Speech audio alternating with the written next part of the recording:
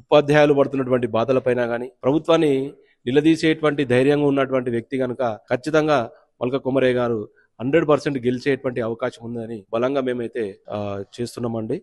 మా ప్రయత్నంలో కూడా మా క్యాంపెయినింగ్ లో కూడా ఎక్కడికి వెళ్ళినా కూడా సార్ పేరు గట్టిగా చెప్తున్నారు. ఎందుకంటే జాతీయ నాయకుడు, జాతీయవాది కనుక దీనిపైనే ఆయనకు ఉన్నటువంటి నమ్మకాన్ని మా ఉపాధ్యాయ సోదరులందరూ కూడా ముక్తకంఠంగా ఖచ్చితంగా మొదటి ప్రాధాన్యత ఓటు మల్క కొమరయ్య గారికి వేసి విజయాన్ని సాధిస్తారని. అపోజిట్ ఉన్న వ్యక్తి ఎవరైతే ఉన్నారో పిఆర్టీయు అతిపెద్ద సంఘం అని చెప్పి ఆడుతున్నటువంటి పెద్ద సంఘం అని చెప్పి చెప్పుకుంటా ఉంటారు ఇప్పటి కూడా. అట్లాంటి ఆ సంఘం నుండి ఆ సంఘం తరపున వస్తున్నటువంటి వ్యక్తిని ఢీకొట్టగల సత్తా మల్క కొమరయ్య గారికి ఉందంటారా? ఖచ్చితంగా అండి, మీరు గ్రహించాలి.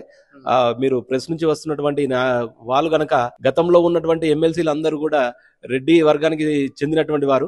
మా బీసీ వర్గం నుంచి ఇస్తున్నటువంటి మల్క కొమరయ్య గారు ఖచ్చితంగా మా పట్ల, మా టీచర్ల పట్ల సానుకూలంగా ఉంటూ ప్రభుత్వంపై గలమెత్తి మాట్లాడగలిగేటువంటి వ్యక్తి కనుక ఉపాధ్యాయ లోకమంతా కూడా తనను నమ్ముతుంది కనుక మేము 100% చెప్తున్నాము. ఎవరు ఏదున్నా మల్క కొమరయ్య గారికి విజయం పక్కా తథ్యం ఇది.